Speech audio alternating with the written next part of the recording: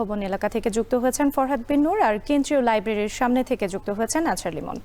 প্রথমে চলে যেতে চাই ফরহাদের কাছে। ফরহাদ, কেমন দেখছেন প্রচারণা? শেষ দিনের প্রচারণা ঘিরে আসলে শিক্ষার্থীদের মাঝে কেমন আনন্দ দেখছেন আপনি? নিঃসন্দেহে আনন্দের যেন কমতি নেই ঢাকা বিশ্ববিদ্যালয় এলাকায়।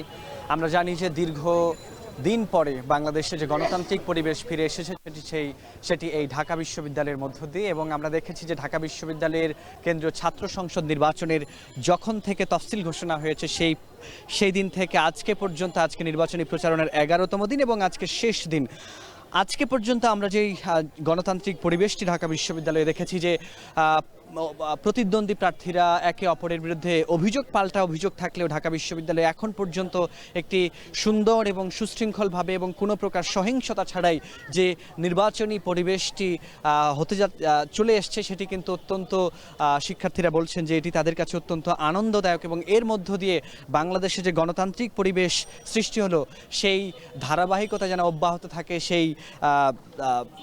সেই দাবিও কিন্তু শিক্ষার্থীরা করছেন। এবং এই যে ডাকসু নির্বাচন সেটি যেন প্রতি বছর ক্যালেন্ডার ধরে নিয়মিত হয়, সেই দাবিও শিক্ষার্থীদের রয়েছে। একই সঙ্গে আমি বলতে চাই যে আজকে যেহেতু প্রচারণার একেবারে শেষ দিন, আজকে আমরা সকাল 10টায় আনুষ্ঠানিক প্রচারণা শুরুর কথা থাকলেও আমরা দেখছি 10টার আগে থেকেও কিন্তু অনেক প্রার্থী তাদের প্রচারণা চালাতে শুরু করেছেন, এবং আমরা দেখছি বেলা যত গড়িয়েছে এই একাডেমিক ভবনের সামনে, প্রশাসনিক ভবনের সামনে, হলগুলোর সামনে, কেন্দ্রীয় গ্রন্থাগারের সামনে, সব জায়গাতেই আমরা কিন্তু দেখছি যে প্রার্থীরা ভোটার এবং প্রার্থীদের যে মিলন মেলা, আজকে এইটি আমরা কিন্তু এখানে একেবারে সুন্দরভাবে লক্ষ্য করছি। এবং আরও একটি বিষয় বলতে হয়, আমরা শুরুতেই দেখেছিলাম যে বাংলাদেশ ইসলামী ছাত্র শিবির সমর্থিত ঐক্যবদ্ধ শিক্ষার্থী জোটের যে ভিপি প্রার্থী, তাকে আমরা দেখেছি সমাজবিজ্ঞান অনুষদের দিকে প্রচারণা চালাতে, এবং তিনি সেখানে বলেছেন যে অপপ্রচার চালানো হচ্ছে,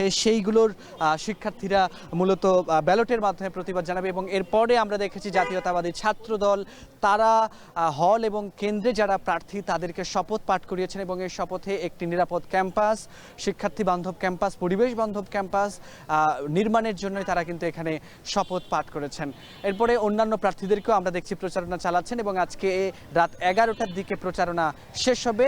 কালকে প্রচারণা চলবে না, পরশুদিন একেবারে নির্বাচনের ভোট গ্রহণ। তো এই ছিল রাত্রি আমার কাছে ঢাকা বিশ্ববিদ্যালয় থেকে নির্বাচনী প্রচারণার সবশেষ তথ্য।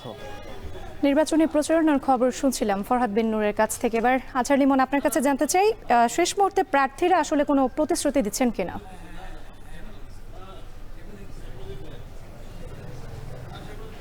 রাত্রি, প্রার্থীরা তো এই গেল প্রায় 8-9 দিন ধরেই প্রতিশ্রুতি দিচ্ছেন, ইশতেহার দিয়েছেন। শেষ মুহূর্তে প্রার্থীরা যেটি করছে যে তাদের এক ধরনের দৌড়ঝাঁপ চলছে, মনে হচ্ছে যে একদম ট্রেন ধরার মতো তারা এই ভোটারদের ধরতে চাইছে।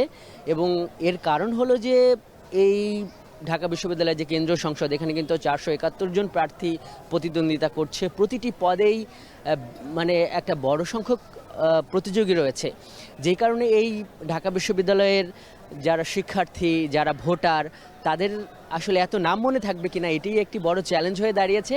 যেই কারণে প্রার্থীরা শেষ দিনেও চাইছে যে একদম প্রার্থীর ক্লাসরুমের সামনে পৌঁছাতে, তারা যেখানে একটু আড্ডা গল্পে মেতে উঠছেন সেখানে পৌঁছতে, এবং নিজেদেরকে পরিচিত করতে, নিজের ব্যালট নাম্বারটি তাকে মনে করিয়ে দিতে, মুখস্থ করে দিতে, এবং নামটিও।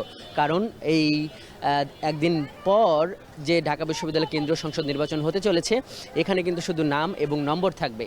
এবং আর যেই চিত্রটা দেখছি যে শেষ মুহূর্তে নির্বাচনী আমেজ যেটি বলে, সেই আমেজটি কিন্তু আমরা এখন দেখছি পুরো ঢাকা বিশ্ববিদ্যালয়ের। আমরা এখন সেন্ট্রাল লাইব্রেরির সামনে আছি, শ্যাডোতে দেখলাম, হলপাড়ায় দেখলাম, এর আগে আমরা কার্জনে দেখেছি, সমাজবিজ্ঞান অনুষদে দেখেছি।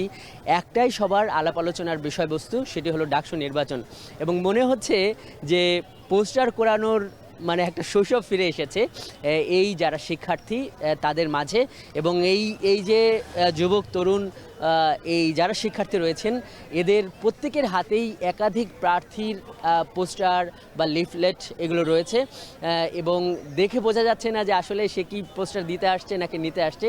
এবং আমি কয়েকজনের সঙ্গে শিক্ষার্থীদের সঙ্গে কথা বললাম, তারা বলছে যে তারা এটিকে খুবই উপভোগ করছে এবং বিশেষ করে যারা উপভোগ করছে যারা নতুন এবছর ভোট দিচ্ছে। প্রতি বছর ডাকসু হওয়ার কথা থাকলেও কিন্তু প্রতি বছর হয়নি, এবার হচ্ছে 6 বছর পর। আর যারা প্রার্থী আছে তাদের কিছু অভিযোগ আপত্তি আছে, যেমন আমি উমামা ফাতিমার সঙ্গে কথা বলেছি সবশেষ। তিনি বলেছেন যে স্বতন্ত্র যারা প্রার্থী রয়েছে তাদের বসিয়ে দেওয়ার চেষ্টা করছে এবং এলাকা থেকে এই বিভিন্ন দলীয় প্রার্থী যারা রয়েছে তাদের বিরুদ্ধে অভিযোগ এনেছে, ভোট দেওয়ার জন্য চাপ দিচ্ছে। একই ধরনের অভিযোগ করেছে শিবির সমর্থিত যে ঐক্যবদ্ধ শিক্ষার্থী জোটের ভিপি প্রার্থী সাদিক কায়েম। এভাবে চলছে। তো এই ছিল রাত্রি এই সেন্ট্রাল লাইব্রেরি থেকে এই ডাকসু নির্বাচনে আমার কাছে থাকা সবশেষ। ডাকসু নির্বাচনের শেষ দিনের প্রচারণার খবর জানাতে যুক্ত ছিলেন সহকর্মীরা।